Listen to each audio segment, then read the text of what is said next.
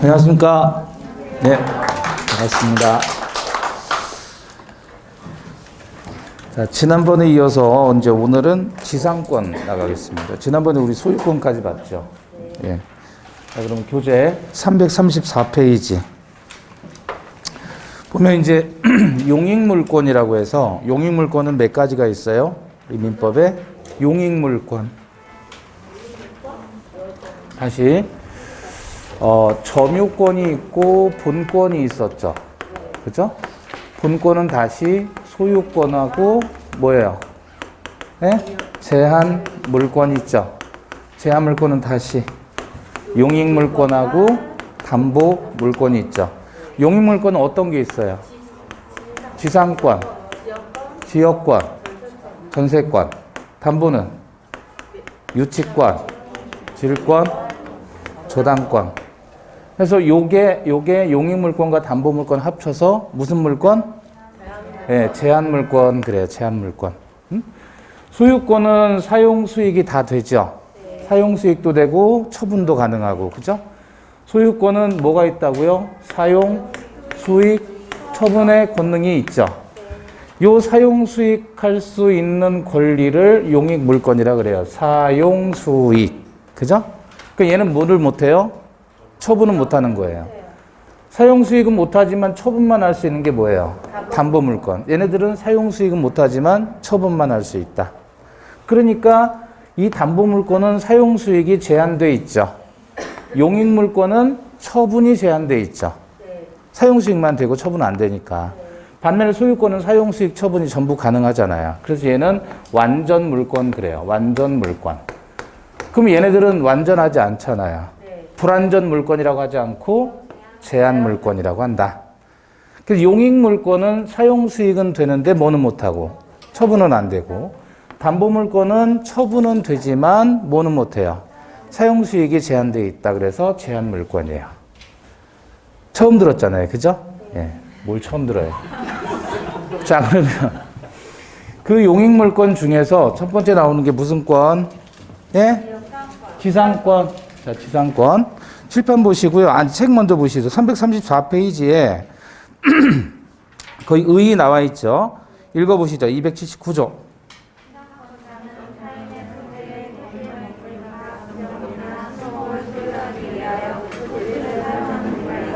자, 그러니까 지상권자는 타인의 토지에 건물, 기타 공작물이나 수목을 소유하기 위하여 뭐뭐하기 위하여 그러면 요걸 뭐라고 합니까?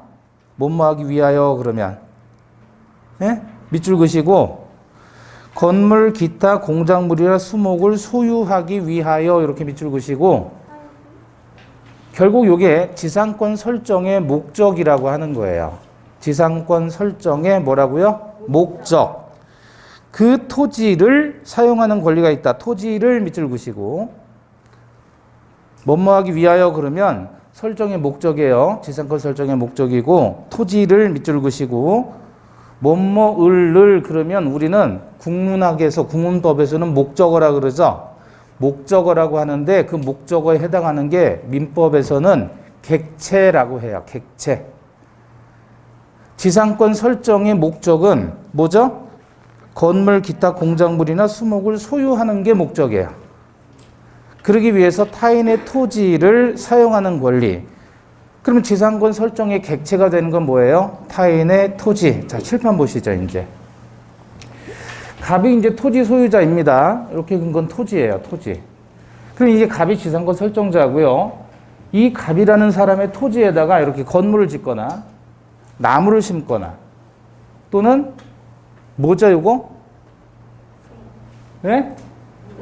뭘 그린 거예요?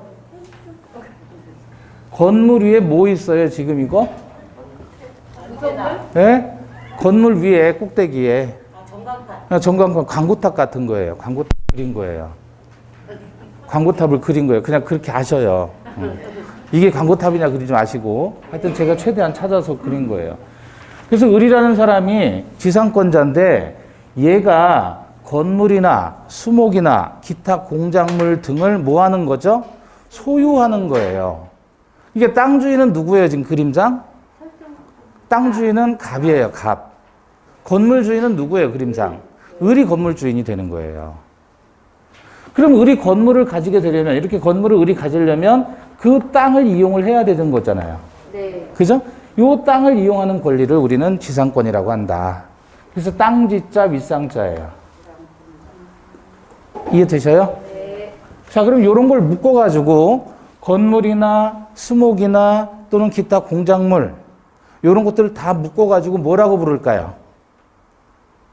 힌트.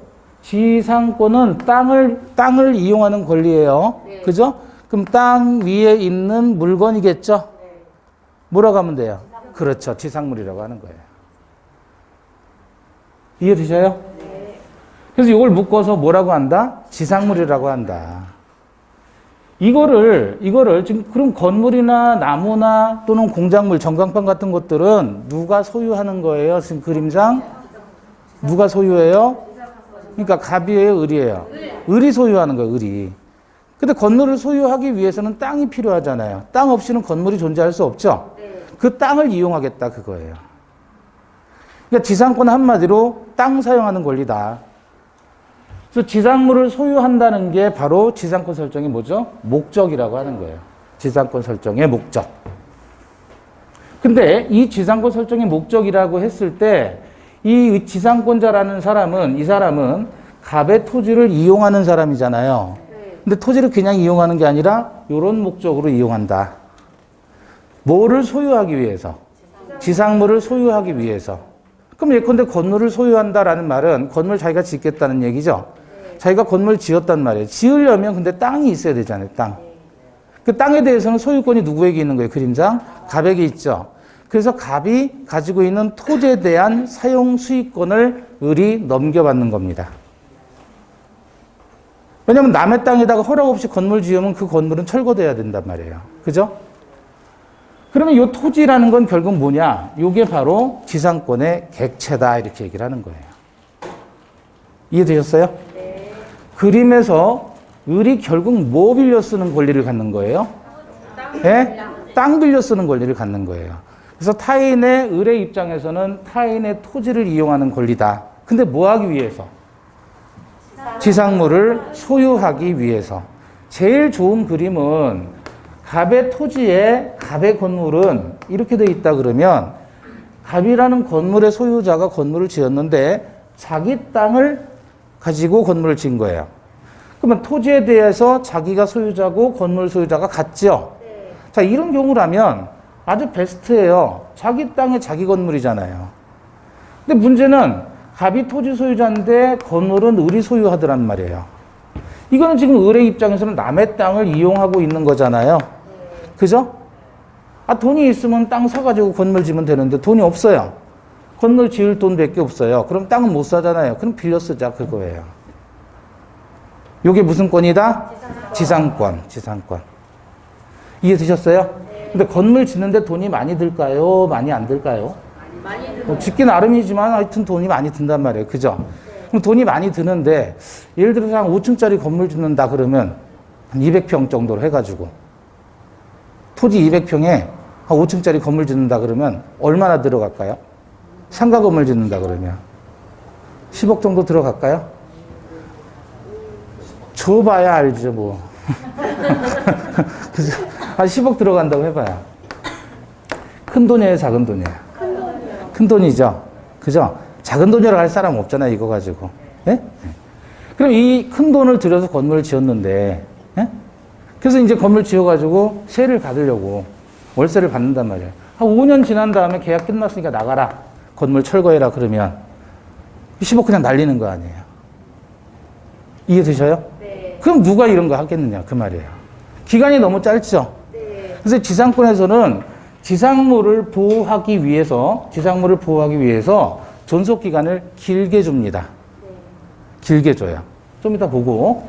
근데 여기서 중요한 거는 뭐냐면 지상권자와 지상권 설정자가 각각 소유하는 게 다르다는 게 포인트예요. 을이라는 사람은 건물 소유자. 이제 지상물 중에 건물만 보면 건물은 을 거, 땅은 갑 거.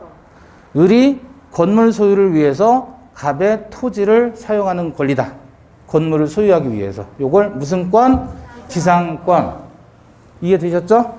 자, 그럼 책 보시면 의 밑에 동그라미 1번 뭐라고 나왔어요? 지상권이란 타인의 토지에 건물 기타의 공작물이나 수목을 소유하기 위하여 그 토지를 사용할 수 있는 용익 물권이다.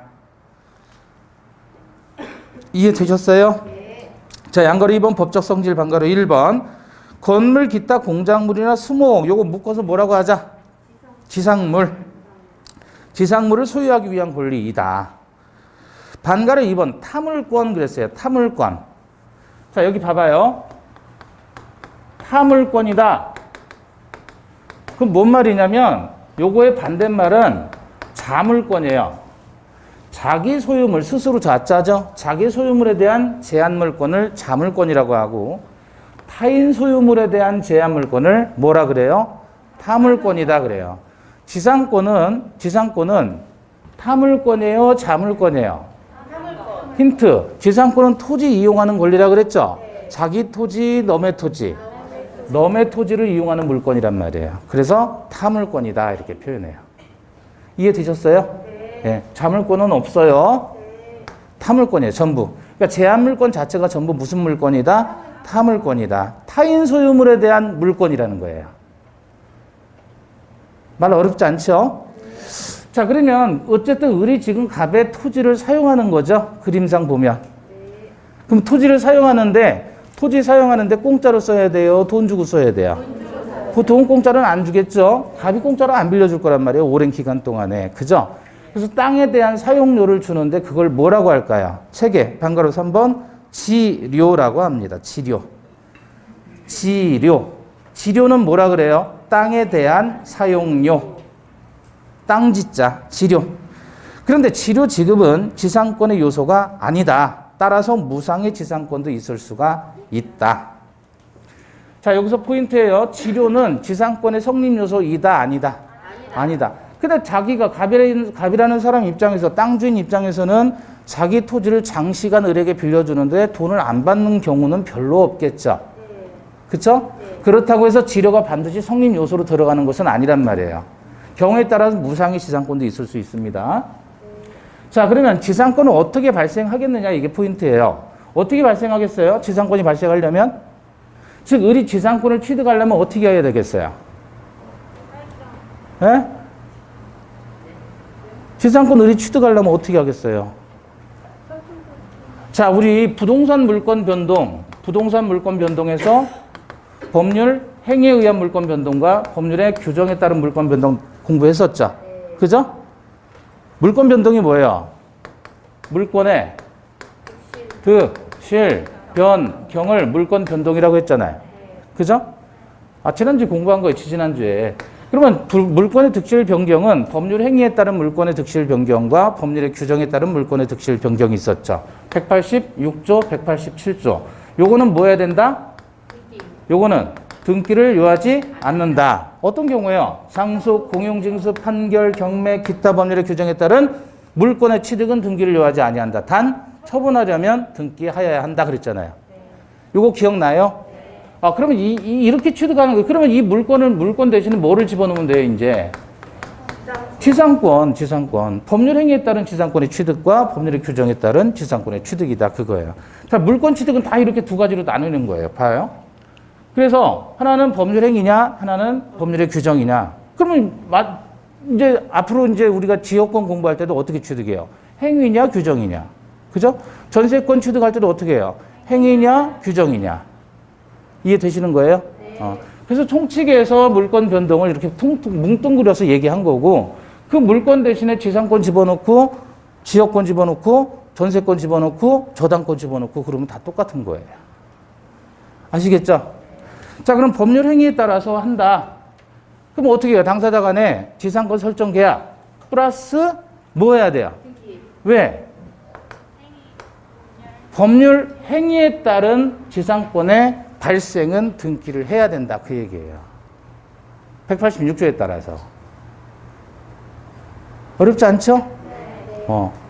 법률행위에 따른 지상권의 법률행위, 설정 계약은 법률행위잖아요. 계약을 했다는 말은 두 사람 사이에 합의를 했다는 얘기죠. 계약서 쓰고 거기에 따라서 뭐를 해야 된다? 등기를 해야 된다. 물건이니까. 자, 그 다음에 지료는 성립요소 아니라 그랬죠. 요거 주의하시고 법률 규정에 따라서 물건 취득하는 경우는 어떤 경우겠어요? 상속. 그죠? 상속을 통해서 지상권 취득할 수 있죠? 지상권자가 사망하면 그 상속인 자식들이 지상권을 승계받는 거 아니에요? 등기해야 등기 없이? 등기 없이. 자, 그러면 설정 계약을 하는데, 당사자 간에 설정 계약을 하는데, 지상물이 크게 이렇게 나뉘어요. 기간을 약정하는 경우와 약정하지 않은 경우로 나누고, 기간을 약정하는 경우하고 약정하지 않는 경우하고 지상물의 종류를 세 가지로 나눠서 봅니다. 첫 번째는 석조, 석회조, 연화조와 같은 견고한 건물이에요. 석조가 뭐야? 돌로 만든 거예요, 돌로. 그죠? 그래서 어디를 보시냐면 여러분,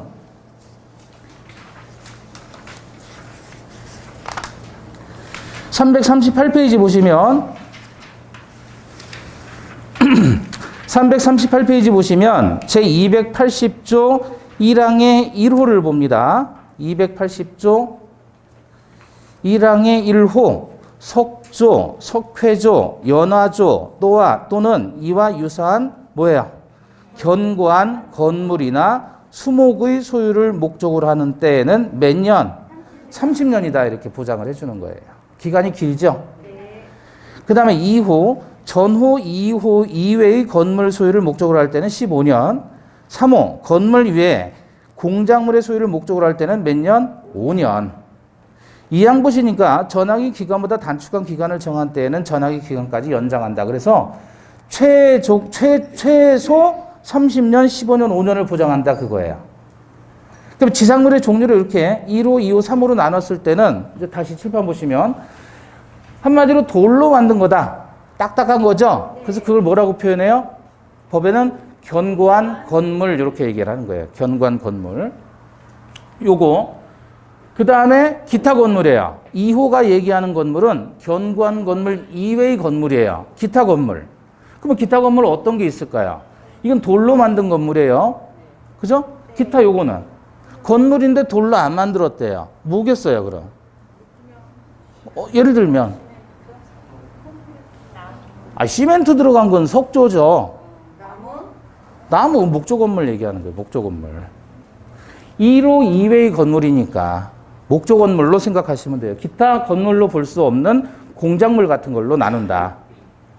그래서 여기 칠판 보시고요. 다시 석조 같은 경우는 몇 년을 보장합니까? 30년 이상이어야 돼요. 무조건.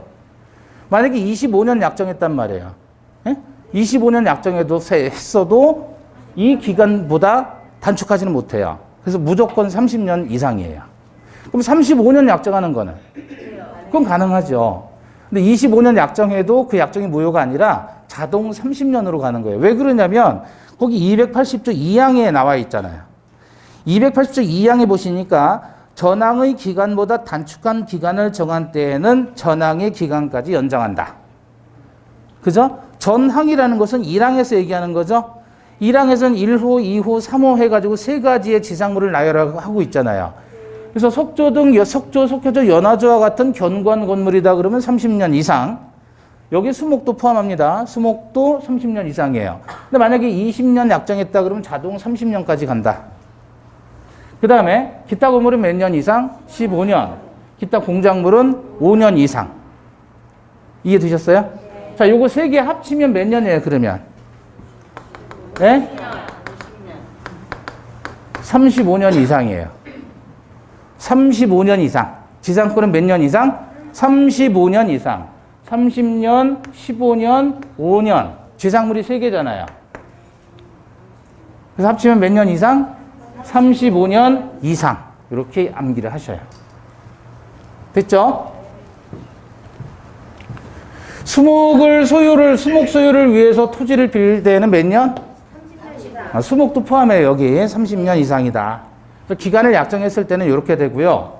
그 다음에 그러면 이 지상권은 최단기간을 제한하고 있나요? 최장기간을 제한하고 있나요? 단기간을, 짧은 기간을 제한하고 있잖아요. 그죠? 이걸 가지고 장으로 표현하면 틀린 거죠? 지상권은 최단기간에 제한을 두고 있다. 그러면 봐봐요. 지상권은 최단기간에 제한을 두고 있다 그랬잖아요. 그죠? 예? 네, 최단기간에 제한을 두고 있다. 그러면 영구적으로 지상권을 약정하는 건 가능할까요? 가능하지 않을까요? 가능해요. 영구 무한의 지상권이 가능할까요? 가능하지 않을까요? 판례는 가능하다라고 봐요. 영구 무한도 가능하다. 그 듣죠? 영구. 아시겠죠? 영구 무한 가능하다, 가능하지 않다? 가능하다. 자, 근데 기간을 약정하지 않았을 때예요. 그러면 기간을 약정하지 않았을 때 지상물의 구조와 종류를 정하지 않은 경우에, 즉 두 가지. 첫 번째, 두 번째. 기간을 정하지 않고 그 다음에 지상물의 구조와 종류를 정하지 않았어요. 그러면 이때는 무조건 15년입니다. 이때는. 근데 기간을 약정하지 않은 경우에 15년이다 그러면 틀려요. 기간을 약정하지 않고 플러스 지상물의 구조와 종류를 정하지 않았을 때 15년이 되는 것이지, 두 가지일 때 15년이지, 요거 빼고요. 기간을 정하지 않았는데 견고한 건물을 소유하기 위해서 지상권 설정한다. 그럼 기간은 몇 년이에요? 그때는 30년으로 가는 거예요. 구조와 종류를 정했으니까. 기간 약정하지 않았는데 견고한 건물의 소유를 목적으로 한다 그러면 이때는 30년이 되는 거지 15년이다 그러면 틀려요. 이해되셨어요? 네. 자, 그러면 비교적 기간이 길어요, 안 길어요? 길어요. 그러니까 지상권 우리 생각해 보세요. 혹시 문학산 혹시 가보셨나요? 네. 문학산에 가면 문학산 그 조그만 그 역사관이라고 있어요. 안 들어가 보셨어요, 정상에? 네. 네. 거기 역사관이 있어요. 그럼 그때 거기 들어가 보면 1950년도에 문학산에서 이렇게 쭉 내려다보는 사진이 있어요. 그 문학산에서 여기 미추홀대로 쭉 가잖아요. 이 주변이 다 논밭이었어요. 문학산 여기까지 다 논밭이었어요. 근데 지금 이렇게 들어선 거잖아요. 그죠? 간간히 집도 있어요. 간간히 집도 있어요. 근데 그 길은, 대로길은 옛날부터 있었던 거예요. 그 옛날이 언제예요? 백제 시대부터 있었던 거예요. 백제 시대부터. 네? 백제 시대부터 있었던 길이 이렇게 넓어진 거예요. 놀랍지 않아요? 자, 그럼 그런 생각 한번 해봐요. 그 당시에는 건물이 50년대로 전쟁 났을 때를 생각해봐요. 건물이 그나마도 다 파괴되고 없었죠. 근데 사람들이 건물을 지어서 집을 짓고 산다라고 가정했을 때, 그죠? 그 당시에도 돈이 많이 들었을 거 아니에요, 지금처럼. 지금처럼 이렇게 웅장한 건물은 아니더라도 어쨌든 돈이 들어간단 말이에요, 건물을 지으면. 그리고 건물을 자기 땅에다가 건물을 짓겠어요? 남의 땅에다 건물을 짓겠어요? 대다수가 남의 땅이에요. 그죠? 근데 건물 지었는데, 남의 땅 빌려가지고 건물 지었는데, 돈 많이 들어 지었는데, 1, 2년 지난 다음에 또 한 5년 지난 다음에 건물을 철거하면 사회 경제적인 손실이 너무나 크죠. 건물 지은 사람도 손해지만 국가 전체적으로 봤을 때도 손해 아니에요? 그러니까 이러한 지상물들은 보호할 필요가 있다, 없다? 보호할 필요가 있는 거예요. 그래서 기간이 긴 거예요. 그럼 여기서 갱신을 할 수 있어요. 다시갱의 새로울 신. 갱신을 다시갱의 새로울 신 뭐라 그래요? 갱신. 요건 뭐란 말이에요? 재계약하는 거예요. 재계약하면 또 35년 이상이 되는 거예요. 무조건. 이해되셨어요? 네. 그러면 벌써 한 번 갱신하게 되면 몇 년이에요? 60년이잖아요, 60년. 남의 땅을 60년 동안 사용한다라는 말은 사실상 소유권하고 유사한 거 아니에요? 60년 동안 토지에 대한 이용권을 가지고 있다는 말은? 그죠? 그럼 공산국가는 말 그대로 토지가, 개인 토지가 있어요, 없어요? 공산국가, 중국이나 베트남 이런 데는 개인 땅이 없어요. 토지는 전부 뭐예요? 국유예요, 국유. 국가 소유란 말이에요. 그럼 얘네들도 소유권이 있을 거 아니냐, 그거예요. 토지에 대해서는 소유권이 없어요. 건물만 소유할 수 있어요, 건물만. 얘네들 자본주의 경제를 취하니까. 그럼 이들의 이 공산국가에서는 소유권 대신 토지에 대한 뭐를 인정해 주는 거예요? 지상권을 인정해 주는 거예요. 기간이 70년, 60년, 50년 이런 식으로 지상권을 인정해 주는 거예요. 이해되셨어요? 네. 근데 현실적으로 지상권은 많이 활용이 안 돼요. 왜 안 되겠어요? 많이 활용이. 우리는 소유권을 가지고 있잖아요. 토지에 대한 소유권을 인정해 주잖아요. 그러니까 가급적이면 소유권 취득하려고 하지 지상권 취득하려고 하지는 않는다. 그래서 많이 활용은 안 되고 있어요. 그렇지만 지상권은 나름대로 의미가 있는 제도이다. 네.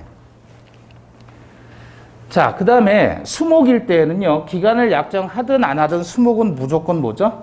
30년입니다, 수목은. 요거 가지고 이제 말장난 치니까 그거 주의하세요. 특히 요거.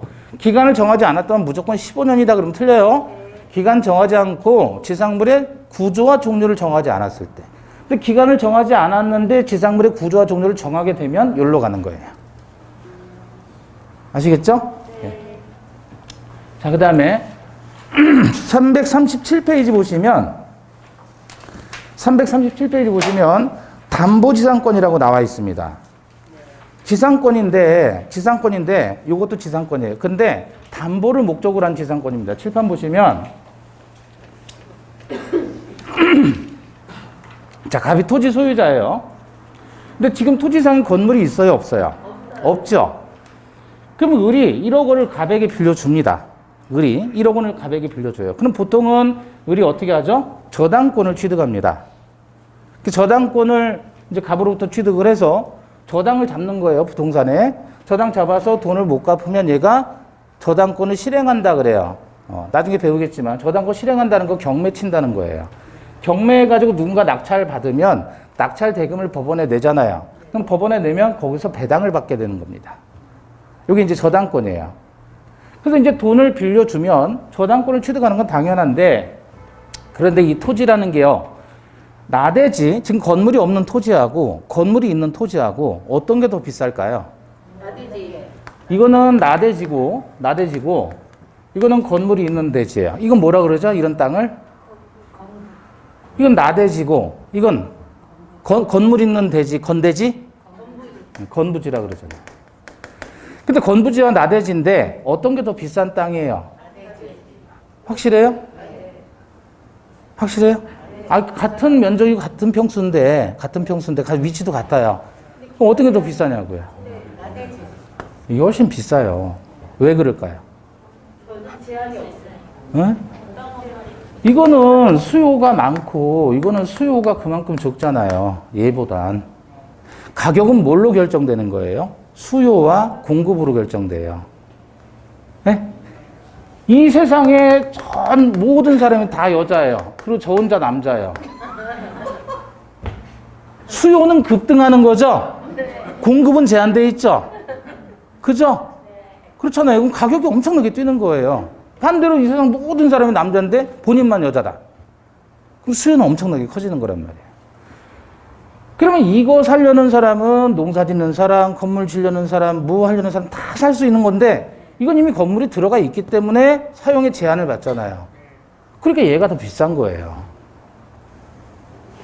이해되셨어요? 네. 자, 그렇다면 을이 지금 갑에게 돈을 빌려주지요. 1억 원 빌려줬다는 말은 이 토지를 경매로 넘기면 최소한 2억 정도는 매각이 될 것 같으니까 1억 원은 안전하게 넉넉하게 빌려준단 말이에요. 그죠? 근데 얘가 건물을 이렇게 짓게 되면 이 땅값은 어떻게 되죠? 훅 떨어지는 거예요. 건물을 짓게 되면. 그러면 이 땅값은 이제 1억으로 되는 거예요. 1억으로. 경매대에서 낙찰되면 한 6천만 원에 낙찰된다. 그럼 얘는 회수를 못 하잖아요. 그죠? 그러니까 저당권자 입장에서는 이 갑이라는 사람이 건물 짓는 걸 원해요? 원하지 않아요? 원하지 않아요. 원하지 않죠. 왜? 담보 가치가 하락되니까.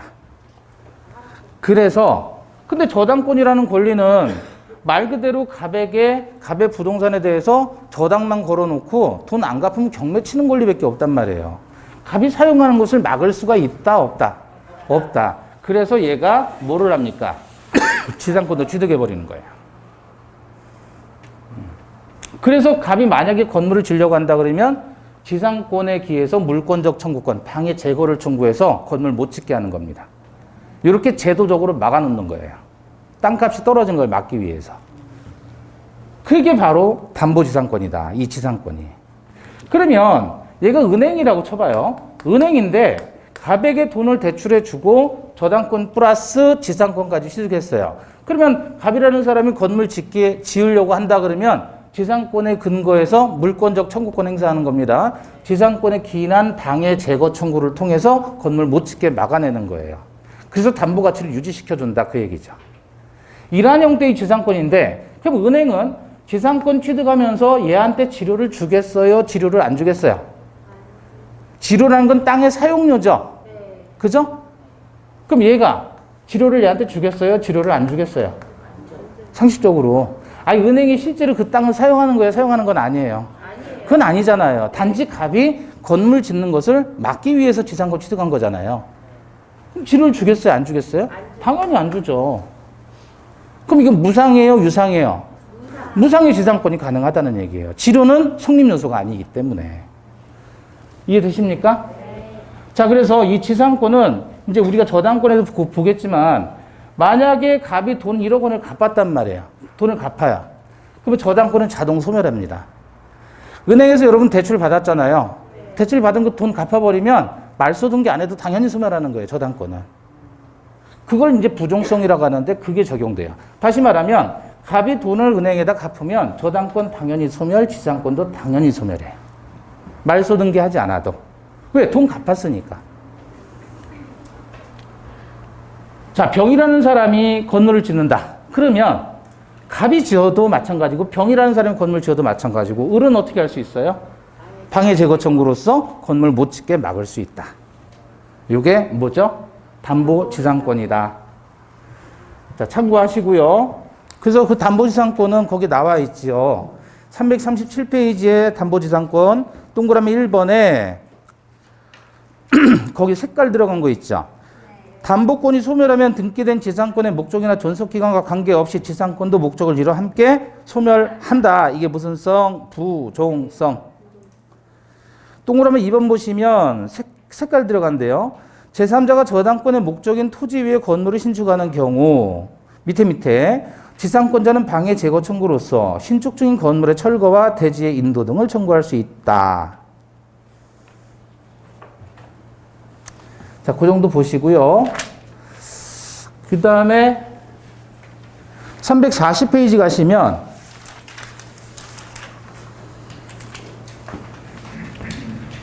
지상권의 효력입니다. 자, 340페이지 지상권은 어떤 효력이 있냐면 토지 사용권이 있겠죠. 그죠? 그게 바로 용익물권이에요. 그럼 칠판 보시면 물권이기 때문에 따라서 물권적 청구권이 그대로 인정되는 거예요. 물권적 청구권이 뭐였죠? 우리 앞전에 반환 청구, 방해 제거 청구, 방해 예방 청구죠. 그럼 지상권도 물권이기 때문에 지상권자가 지상권에 기한 반환 청구, 방해 제거 청구, 방해 예방 청구를 할 수 있다는 얘기예요.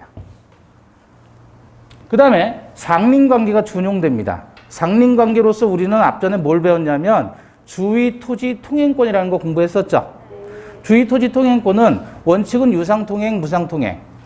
유상통행. 그러나 공유 토지가 분할되거나 일부 양도했을 때에는 무상통행이라고 그랬잖아요. 그게 지상권자에게도 통행권이 인정이 된다는 얘기예요. 상린관계가 준용되니까. 이해되셔요? 그 다음에 지상권자는 사용가치를 직접 지배하기 때문에 과실도 취득할 수 있어요. 천연과실이든 법정과실이든. 두 번째, 지상권은 물권이기 때문에 처분의 자유가 인정됩니다.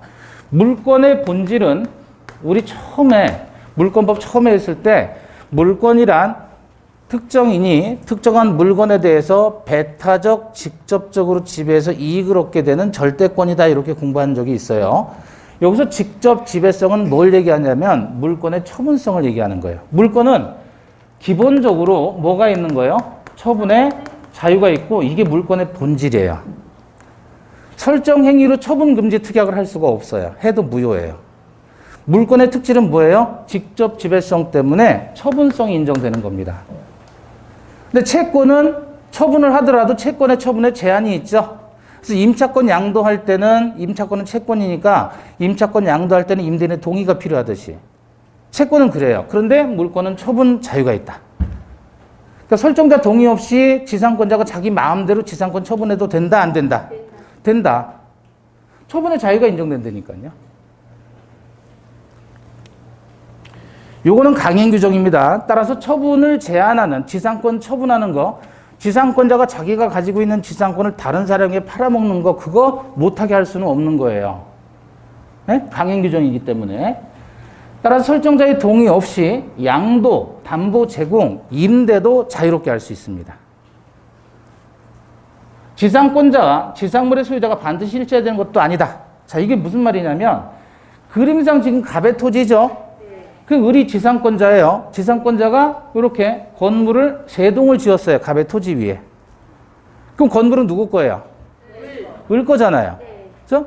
을이라는 건물 소유자가 지금 갑의 토지를 이용하는 권리를 가지고 있는 거예요. 그런데 그 중에 요 2개만 병한테 팔 수 있나요? 그죠? 그럼 지상물의 소유자가 얘가 지상권자고 얘는 지상권자가 아니잖아요. 근데 건물을 지금 2동을 샀죠? 을로부터 샀죠? 그럼 얘는 건물 소유자죠? 그럼 이 건물을 소유하면 이 땅을 이용할 수 있는 권리가 있어야 돼요? 없어야 돼요? 있어야 되겠죠? 근데 이 땅을 이만큼을 이용할 수 있는 권리는 얘한테 남겨줬잖아요. 얘한테 준 거 아니에요? 지상권 설정하면서. 근데 을이 지금 건물 3동을 지어서 2동을 이놈한테 팔았단 말이에요. 그럼 요만큼의 토지는 얘가 얘한테 빌려주는 거예요.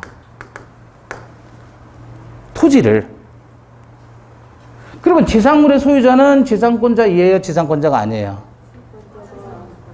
지상권자는 얘잖아요. 얘. 이 토지에 대한 이용권은 얘가 가지고 있는 건데 얘가 그 토지에 대한 이용권, 지상권을 취득해서 얘한테 빌려준 거예요. 요만큼을. 땅을. 그럼 얘는 토지의 임차인이 되는 거예요. 그래서 결국은 지상권자는 을이고 지상물의 소유자는 병이 되잖아요. 일치해야 되는 것은 아니다. 지상권자가 설정자 동의 없이 이렇게 임대도 가능하다. 그러면 얘는 이 토지를 을로부터 빌렸으니 토지에 대한 사용료, 차임, 월세를 주는 거예요. 무슨 말씀인지 아시겠죠? 그래서 지상물의 소유자와 지상권자가 반드시 일치해야 되는 것은 아니다.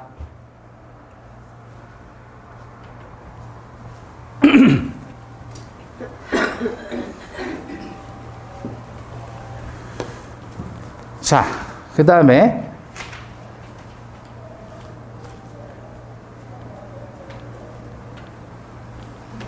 지상권 소멸의 효과입니다. 지상권 소멸의 효과. 343페이지 나와 있죠? 자, 갑이 지상권 설정자예요. 을은 누구예요? 지상권자. 그죠? 자, 이 지상권자가 지상물을 소유하는 거죠. 땅은 갑이 소유하는 거고 건물은 을이 소유하는 거예요. 그럼 얘는 지상권자, 쟤는 설정자. 그죠? 네. 자, 먼저 지상물 수거권이 있어요. 수거권. 지상물 자기가 가져가는 거예요. 만약에 나무 심었다 그러면 나무 뽑아서 가져가면 돼요. 건물 지었다 그러면 자기 건물 그냥 부셔버리고 가면 되는 거예요. 내 거 내가 가져가겠다 그거예요. 그걸 지상물에 뭐라 그러죠? 수거권 그래요. 수거. 그러면 수거권을 행사하게 되면 갑이라는 사람은 어떻게 행사할 수 있냐면 지상물의 매수 청구권을 행사할 수 있어요. 내가 심은 나무 내가 뽑아가겠소 하는 건 지상물의 수거권이에요. 근데 갑이 야 뽑아가지 말고 내가 살게 라고 하면 매수청구권 행사하는 거예요. 그럼 팔아야 돼요. 무조건. 이 매수 청구권 이런 거 나오잖아요. 앞으로. 이거 나오면 이건 형성권입니다. 형성권. 일방적으로 매수하겠다라고 하면 얘는 팔아야 되는 거예요. 안 팔 수 없어요. 그 다음에 형성권이고 을이 지상권자가 갱신을 청구합니다. 갱신이 뭐라 그랬죠? 다시갱의 새로운 신, 재계약이에요. 재계약해달라고 요구를 할 수 있는 권리가 갱신 청구예요. 그러면 이게 석조 건물이다 그러면 기본적으로 몇 년이에요? 30년이잖아요. 근데 갱신 청구하면 60년 가는 거예요, 이제. 그래도 또 30년이니까. 그럼 갑의 입장에서 부담될 수 있죠? 그럼 거절할 수 있습니다. 거절해요. 그러면 다시 받아서 매수 청구 들어갑니다. 갱신 청구했는데 거절했다 그러면 이쪽에서 네가 사라고 요구하는 거예요. 재계약해줘 그랬는데 싫은데 재계약 안 해줄래? 그러면 네가 이거 사라고 매수 청구하는 거예요. 얘도 매수 청구할 수 있어요. 이것도 무슨 건이에요? 이것도 형성권이다. 그러니까 지상권 설정자도 매수 청구하고 지상권자도 매수 청구할 수 있어요. 다만 지상권자가 매수 청구하라는 것은 먼저 갱신 청구하고 거절됐을 때 매수 청구권 행사하는 거예요. 조건이에요. 갱신 청구 거절하면 매수 청구 들어간다. 그래서 설정자도 지상권자도 둘 다 매수 청구권을 행사할 수 있다. 그러니까 엄밀히 말하면 얘는 파는 입장이잖아요, 건물을. 네. 그럼 얘는 매도 청구권이라고 해야 될 것 같은데 이것도 그냥 매수 청구권이에요. 자, 갑이 매수 청구한다는 말은 자기가 사겠다는 얘기고, 을이 매수 청구하겠다는 말은 을이 판다는 얘기예요. 이해되셨어요? 네. 그럼 이건 매도 청구권 해야 될 것 같은데 매도 청구권이라는 건 없어요, 법에. 다 매수 청구예요. 지상권 설정자가 매수 청구할 수 있고 지상권자도 매수 청구할 수 있다. 그 다음에 지료를 갑이 올려받을 수 있겠죠. 경제 사정이 변동되면 지료를 올려달라. 이를 지료 증액 청구라고 하고, 반면에 경제 사정이 안 좋아지면 을의 입장에서는 지료를 좀 깎아달라라고 요구할 수 있잖아요. 계속적 계약 관계예요. 30년 동안에 지료를 내는데, 그런데 지료 경제 사정이 변동이 되면 증액 또는 감액을 요구할 수 있지 않겠느냐. 경제 사정이 변동됐을 때. 그래서 이걸 합쳐서 지료 증 감 청구라고 해요. 두 개 묶어서. 갑의 입장에서는 지료 증액 청구, 을의 입장에서는 지료 감액 청구해서 두 개 합쳐서 지료 증감 청구. 그 다음에 을은 갑에게 유익비 상환 청구할 수 있어요. 뭐 할 수 있다고요? 유익비 상환 청구. 그러면 비용이 들어갈 때 을이 이 토지를 이용하기 위해서 비용을 넣었을 때 비용이 필요비도 있을 것이고 유익비도 있을 것이에요. 근데 필요비 상환 청구는 못 해요. 필요비는 상환 청구를 못 해요. 필요비는. 왜 그러냐면 사용 가치를 뭐 하는 거죠? 직접적으로 지배하니까, 그러니까 필요한 부분은 자기가 알아서 부담하라는 거예요. 대신 가치의 증가가 존재했다면 그것은 결국 갑의 토지의 가치의 증가가 남게 되는 거고, 거기에 대해서는 돈을 달라고 요구할 수 있다. 그래서 유익비 상환 청구할 수 있고요. 필요비는 안 돼요. 그 다음에 갑의 입장에서는 지상권 소멸 청구가 가능해요. 어떤 경우에? 어떤 경우에? 네? 2년 이상의 지료 연체 시. 2년 이상의 지료 연체 시, 요때 2년 동안의 지료를 안 줬단 말이에요. 보통 지료는 매년 줍니까? 매월 줍니까? 지료는 땅에 대한 사용료는 보통 연 단위로 세를 내요. 보통 우리가 이제 주택 임대차다 이렇게 건물을 임대차 했을 때는 월세라고 얘기를 하잖아요. 월 단위로 세를 주죠? 그 월세예요. 근데 얘는 연세라고 해요. 토지에 대한 사용료는 1년 단위로 줍니다. 보통. 그래서 연 단위로 주는데 지금 몇 번을 연체한 거예요, 그러면? 2번을 연체했단 말이에요. 그러면 소멸 청구할 수 있다. 아, 세를 안 주는데. 이해되셔요? 근데 문제는, 자, 갑의 토지인데, 을하고 지상권 설정 계약을 했어요. 1년을 지료를 안 준 거예요. 그 다음에 또 1년을 또 지료를 안 준 거예요. 2년 됐죠? 네. 그런데 소유자가 여기서 병으로 바뀌었어요. 얘가 지상권을 양수했어요. 얘는 1년을 지료를 또 안 냈어요. 지금 갑의 입장에서는 3년이 지료가 안 들어왔죠. 네. 그죠? 네. 근데 지상권하고 지상권물이 지금 얘한테 넘어온 게, 얘에 대해서는 1년치를 못 받았고 얘에 대해서는 2년치 못 받았단 말이에요. 네. 그 다음에 이 경우에 갑은 병을 상대로 지상권 자기 마음대로 양도할 수 있다 그랬죠. 네. 그 얘한테 양도가 됐고 얘가 지상권자입니다. 근데 이놈도 1년을 안 낸 거예요, 지금. 네. 그럼 너 지료 3년째 안 냈으니까 지상권 소멸 청구한다. 될까요? 안 될까요? 2년 이상의 지료 연체 시에 소멸 청구할 수 있다고 그랬잖아요. 만약에 얘가 3년째 2년 이상이니까 2년 동안 지료를 안 낸 상태에서 소유권 넘어가지 않았어요, 병한테. 이 상태에서는 갑이 얼마든지 얘한테 소멸 청구할 수 있어요. 근데 문제는 지상권자가 지상권하고 그 건물을 얘한테 양도했단 말이에요. 지상권은 처분의 자유가 있으니까 자기 마음대로 양도해도 된다 그랬죠. 네. 얘한테는 1년이에요. 네. 그럼 이 경우에 소멸 청구할 수 있다, 없다? 있다. 없다. 지상권이 양도되면 양수인에 대해서만 2년 이상이 됩니다. 양수인에 대해서만 2년 이상이어야 해요. 근데 양수인에 대해서는 1년밖에 안 됐잖아요. 그럼 얘가 지료를 체납했죠. 지료를 체납했다. 어떤 효과가 발생하나요? 지료 체납하면. 네? 지상권의 소멸 청구권이 발생하죠? 권리가 발생한단 말이에요, 효과. 지료 체납의 효과. 지료를 체납하게 되면, 2년 이상 지료를 체납하게 되면, 갑에게는 소멸 청구권이 발생을 하게 되는데, 그런데 그 지료 체납의 효과가 양수인에게 승계된다, 승계되지 않는다? 승계되지 않는다는 얘기예요. 그래서 양수인에 대해서만 2년 이상이 되었을 때 소멸 청구가 되는 거예요. 전달이 됐어요? 네. 얘한테는 1년밖에 안 됐잖아요.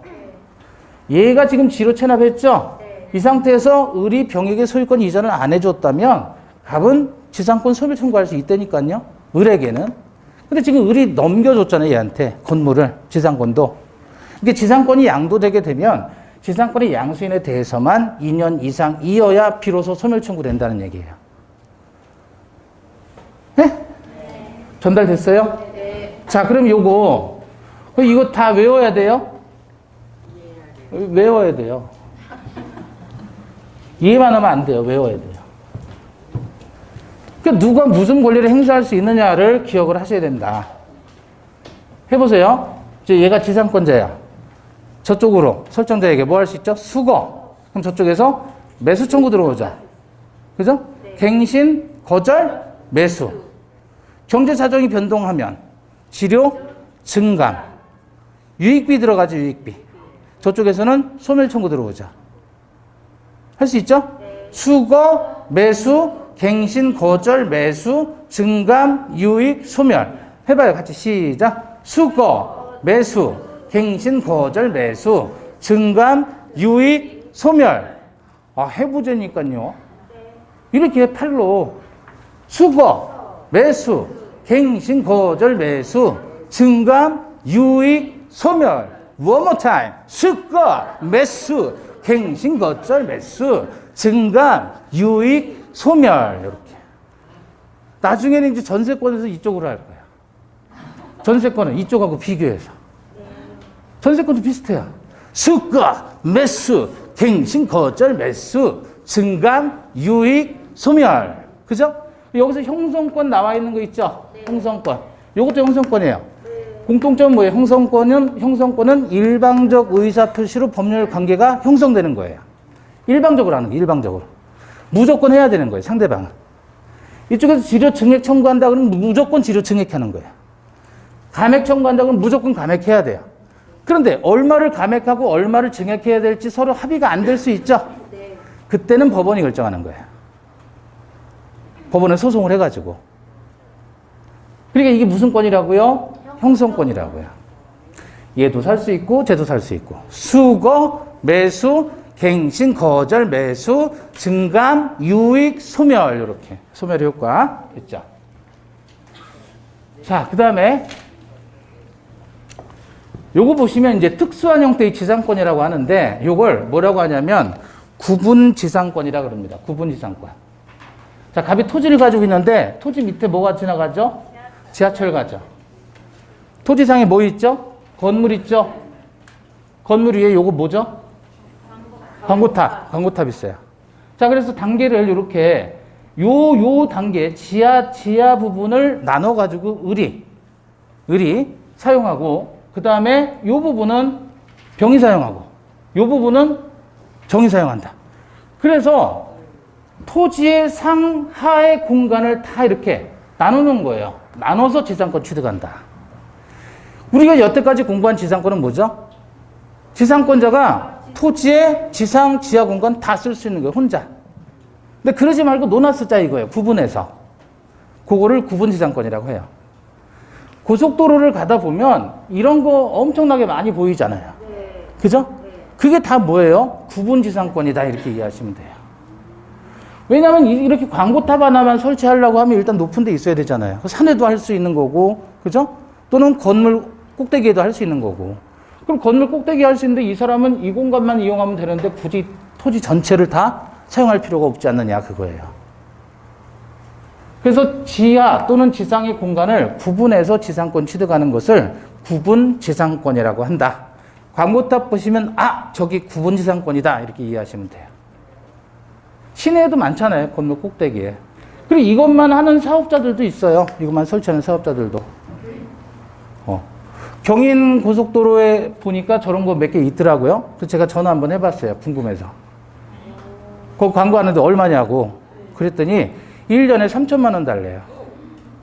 좋은 자리 목 좋은데 1년에 5천만 원. 정말 좋은 데는 1년에 1억 달라 그래요. 근데 저 전광판 이거 설치하는 비용만 얘가 이걸 하나 만들려면 최소 5천만 원 이상 들어야 돼요.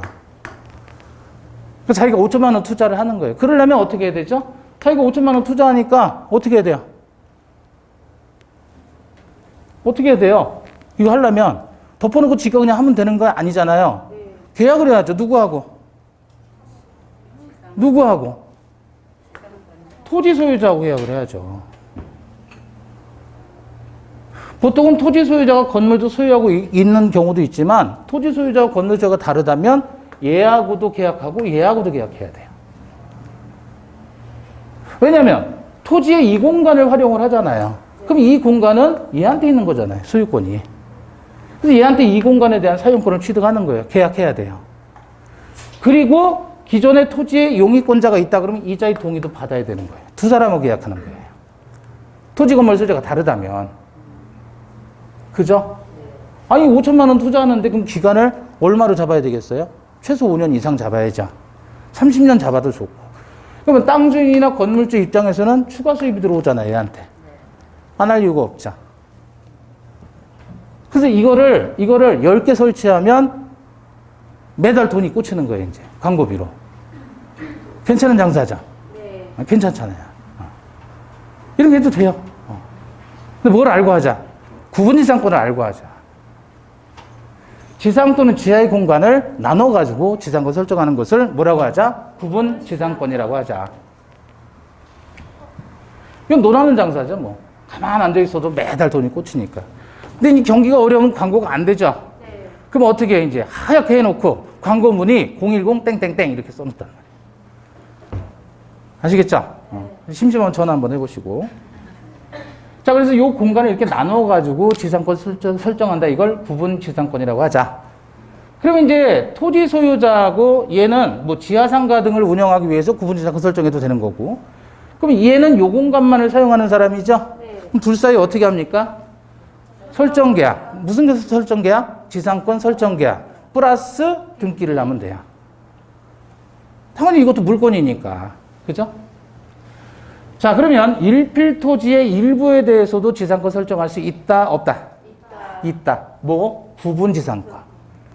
한필토지 일부지만 일부의 지상 공간에 구분해서 지상권 설정할 수 있다. 그 다음에 특정 구분층에도 가능하다 그랬죠? 요거 특정 구분층에도 구분지상권 설정할 수가 있잖아요. 그 다음에 구분지상권이 설정된 토지에 제3자가 사용 수익할 권리를 가지는 경우 그의 동의를 얻어야 된다. 봐봐요. 구분지상권이 설정된 토지에 제3자가 이 토지를 사용 수익한다 그러면 얘하고 계약하고 동시에 얘하고도 또 계약을 해야 된다 그랬죠? 두 사람하고. 토지와 건물 소유자가 다르면 건물 소유자의 동의를 받아야 된다는 말은 이 사람한테도 뭐를 줘야 돼요? 세를 줘야지 얘가 동의를 해준다 그거예요. 현실적으로는. 동의가 필요하고. 토지 소유자의 사용 제한이 가능하다. 이게 무슨 말이냐면, 자, 예를 들어서 을이 지하 상가를 짓겠다. 지하 상가를 개발하겠다. 그래서 땅 주인하고 협의를 하는 거예요. 네? 그러면 얘는 이제 지하 공간만을 사용할 수 있잖아요. 그럼 지상은 갑이 사용해도 되는 거죠? 네. 그런데 여기에 만약에 육중한 건물이 올라가면 무너질 염려도 있지 않느냐 그거죠. 그래서 지상권 설정 계약 당시에 등기에다가 어떻게 해요? 500톤 이상의 하중은 금지한다. 라고 특약을 넣는 거예요. 등기에다가. 왜? 지하상가 무너지면 안 되니까. 무슨 말씀인지 아시겠죠? 그래서 토지 소유자의 사용을 제한할 수가 있다. 그리고 구분이상권에서 빈번히 나오는 건 요거예요. 수목을 위해서는, 수목 소유를 위해서는 구분이상권 설정할 수 없습니다. 하늘에 떠 있는 나무는 없다라고 생각하시면 돼요. 수목을 위해서는 구분이상권 설정이 안 된다. 아시겠죠? 예. 그렇게 보시고. 그 다음에 나온 김에 더 나가자.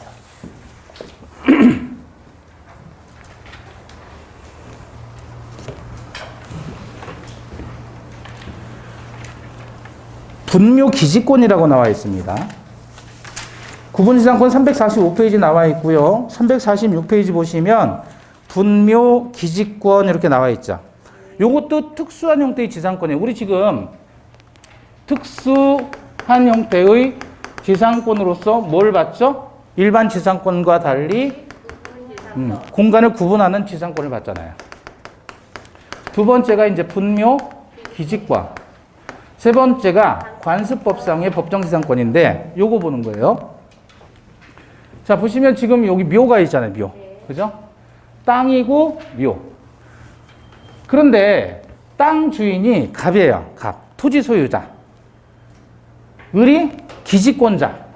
기지라는 말은 그 땅이라는 거예요. 동분이 있으면 그 바닥을 뭐라 그래요? 기지. 기지에 대한 사용권이다. 그래서 분묘 기지권 그래요. 분묘 기지권. 그러니까 갑의 땅에다가 을이 어떻게 한 거예요? 묘를 쓴 거예요. 을이. 고려장이라고 들어보셨나요? 고려장? 고려장. 저는 어렸을 때 이제 그 할머니, 외할머니, 외할아버지, 친할머니, 친아버지 다 같이 살았어요. 그러니까 집안에 싸움이 끊이질 않아요. 그 온갖 식구들이 다 모여 살았으니까 저희 집에서. 그 옛날 얘기도 많이 들었거든요. 어른들한테. 실제로 전쟁통이나 일제시대 때도 고려장이 간간히 있었대요. 고려장이 간간히 있었대요. 동네마다. 워낙에 못 먹든 못 살던 시절이니까. 일제시대 때도 그랬고, 또 50년대도 전쟁 끝난 다음에도 그랬고, 먹고 살기 힘드니까. 그래서 이제 부모님을 이렇게 모시고 가까운 동네 산으로 가요. 그러면 거기 간 다음에 이제 부모님 이제 여기 있으시라 그러고 잠깐 소변 좀 보고 온다고 그러고 내려오는 거예요. 내려오면서 막 우는 거예요. 주먹밥 몇 개 놔두고. 그럼 노인네는 거기서 앉아가지고 자기가 이제 버림받은 걸 알잖아요. 근데 어쩔 수 없는 상황인 것도 알잖아요. 거기서 이제 자결하시거나 뭐 그렇게 해서 돌아가시면 며칠 지나서 딱 올라가면 돌아가셔 있잖아요. 그럼 묘를 쓰는 거예요. 거기 그 자리에다. 그런 아픈 과거가 있었다. 실제로. 예. 전 들었으니까 할머니한테. 그러니까 이 분묘 기지권이라는 건 사실상 아니 먹고 살 돈도 없는데 묘를 어디다 써요? 화장시설이나 제대로 돼 있었냐고요. 50년대. 그죠? 땅은 어디 있어요? 땅은. 땅 다 남의 땅이지. 산에 올라가가지고 그냥 묘 쓰는 거예요. 갑의 토지인데도 을이 묘를 써버리는 거예요. 자, 그러니까 이 을이라는 사람은 갑의 토지를 이 땅을 이용할 수 있는 이 권리가 있겠느냐? 이거를 우리는 분묘에 대한 기지를 이용하는 권리다 그래서 분묘 기지권이라고 하는데 이걸 판례가 인정을 해준 거예요. 판례가. 이 묘 봉분만 건물로 바꾸면 되는 거 아니에요? 그죠? 일종 기타 공작물에 해당하는 거고 공작물을 소유하기 위해서 타인의 토지를 이용하는 권리가 바로 분묘 기지권이다. 판례가 인정하는 관습상의 지상권이 되는 거예요. 이해되셔요? 네. 그럼 건물만 묘로 바꾸면 됩니다. 자, 그럼 이게 발생하려면 어떻게 되느냐? 어떻게 되겠어요? 땅 주인하고 계약하면 되죠, 뭐. 네 땅에 묘 좀 쓰자. 그러자. 보통 산이겠죠? 산에다 묘를 쓰지. 사람들이 다니는 데다 묘를 안 쓰잖아요. 네? 네. 그러면 을이라는 사람과 갑이 계약하면 돼요. 근데 이거 분묘 기지권은 관습법상으로 인정되는 물건이라 그랬죠? 그럼 물거니까 공시 방법이 필요한 거 아니에요? 공시 방법은 뭐예요? 봉분의 모양새가 공시입니다. 봉분의 모양새. 이거 등기해요, 등기 못해요? 이건 등기하는 권리가 아닙니다. 등기 대상이 아니에요. 네. 그래서 설정 계약을 하면 되는데 공시는 뭐다? 봉분 형태. 따라서 평장되거나 암장되면 분묘기지권 인정 안 됩니다. 두 번째로 시효 취득할 수 있어요. 시효로. 그런데 2001년 1월 15일 이후에 장례 등에 관한 장사 등에 관한 법률이 개정됨에 따라서 2001년 1월 15일 이후부터는 분묘기지권의 시효 취득은 안 돼요. 근데 현재는 분묘기지권 시효 취득 된다, 안 된다? 안 된다. 그런데 그 전에 점유했다면 시효 취득은 인정됩니다. 2001년 1월 15일 이후에 이후에 점유를 하면 분묘기지권 시효 취득 못 하는데 그 이전에 점유를 했다면 20년 경과됐을 때 시효 취득 인정이 돼요. 이해되셨나요? 네. 그러니까 이때부터는 시효 취득이 인정되지 않는데 그 이전에 점유했다면 시효 취득 인정됩니다.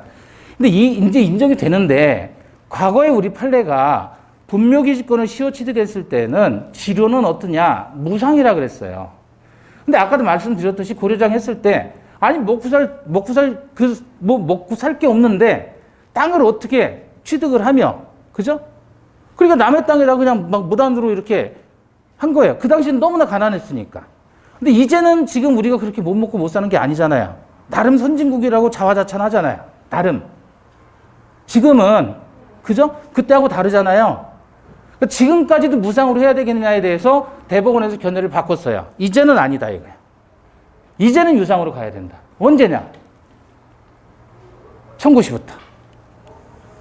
토지 소유자가 시효 취득한 사람에 대해서 지료를 내라라고 청구하면 그때부터는 지료를 줘야 되는 거예요. 자, 세 번째는 토지 양도일 경우인데 갑소유 토지에다가 갑소유 건물이 아니라 이번 분분이에요. 자기 산에다가 자기가 묘 썼어요. 근데 산을 팔 수도 있나요? 네. 묘를 팔지는 않죠? 네. 묘를 사지도 않아요. 아무리 풍수가 좋다 그래도. 그죠? 그럼 갑이 산을 이렇게 판 거예요. 근데 묘는 그냥 내비둔 거예요. 그럼 결국은 자기 산에다가 자기가 묘 썼는데 산을 파니까 남의 산에다가 묘를 쓴 거밖에 안 되는 거 아니에요. 자, 요런 경우도 분묘기지권이 발생한다. 이런 일종의 법정지상권과 유사한 거야. 좀 이따 보겠지만 법정지상권과 유사한 분묘기지권이 발생한다. 이 경우에는 역시 유상일까요? 무상일까요? 이것도 작년에 나온 판례예요. 유상이에요. 유상. 이제 무상 없다 이거예요. 옛날처럼 못 살던 시대가 아니니까. 대가 줘야 되는데 이때는 언제부터냐? 분묘기지권이 성립한 시점부터. 그래서 작년에 여기 이제 시험에 나온 거예요. 시효 취득하면 언제부터? 청구했을 때부터지 성립시부터가 아니에요. 그리고 토지를 양도했을 때 이전형 분묘기지권이라고 해요. 이전하는 형태의 분묘기지권은 언제부터? 성립시부터. 자, 마지막으로 기간, 범위. 기간은 분묘의 수호와 봉사를 계속하는 한 지속이 된다. 이것도 영구무한이 가능한 거예요. 두 번째 범위는 분묘의 수호와 봉사를 목적으로 하는 범위까지 지상권의 효력이 미치는 거예요. 기지권의 효력이. 심지어는 이렇게 봉분이 있고 비석이 있고 이제 바닥이 있잖아요. 그러면 그 주위에 봉토가 있죠. 이게 막 싸가지고 이렇게 봉토를 만들잖아요. 이걸 봉토라 그래요. 봉토에 올라가는 그리고 여기 이제 제사 지내고 절하는 데 있고 그죠? 올라가는 길 있잖아요. 길. 여기까지도 분묘기지권의 효력이 미치는 거예요. 그 길을 막아서도 안 되는 거예요. 산 주인이. 이해돼요? 그래서 범위는 분묘의 수호와 봉사를 목적으로 하는 범위까지 미친다. 심지어 올라가는 길, 산의 그 묘에 올라가는 길까지 해도 분묘기지권의 효력이 미치니까 이거 막아서는 안 된다. 임야 소유자가. 그럼 법정 제한 면적이 있어요. 1기당 1기, 한 기당 20제곱미터였어요. 이때 당시에. 장사 등에 관한 법률이 만들어진 요 판례가 나올 당시에는 1기당 20제곱미터까지만 사용할 수 있다 그랬는데 이런 법정 제한 면적을 초과할 수 있다, 없다? 초과할 수 있다. 뭐를 위해서는? 분묘의 수호와 봉사를 위해서는. 그러니까 그래야지 요 앞에서 이제 절을 하잖아요. 법정 제한 면적을 초과하지 못한다라고 하면 꼭 법정 제한 면적 안에서만 제사를 지내야 된다 그거잖아요. 그럼 대가족이 가서 제사 지내는데 자 1열, 2열 어버, 절 이렇게 할 수는 없잖아요. 그러니까 법정 제한 면적을 초과할 수도 있다 없다? 있다. 또 단분이나 쌍분 형태로 합장하는 거 돼야 안 돼요? 안 돼요. 안 되죠. 합장이 왜 안 되겠어요, 여러분? 합장이 왜 안 되겠어요? 분분이 커지잖아요, 이만큼. 그럼 그 효력 범위가 더 넓어지잖아요. 임야 소유자의 토지 소유권에 제한이 들어가잖아요. 그래서 합장하면 안 된다는 거예요. 단분이든 쌍분이든 분분이 커지면 그 효력 범위가 더 커지니까. 이해되셔요? 네. 그랬더니 어떤 분이 그래요. 그거 분분 안 넓게 할 수도 있어요. 라고 질문을 하시는 거예요. 아니 그럴 수 있지. 그럼 위로 쌓지 이렇게 아파트만 이렇게. 그죠? 그럼 되잖아요. 근데 그것도 안 되는 거예요. 합장 자체가. 이게 다 판례로 나온 겁니다. 판례 얘기예요. 판례 얘기. 자, 이 정도로 보시고 잠시 쉬었다 보겠습니다.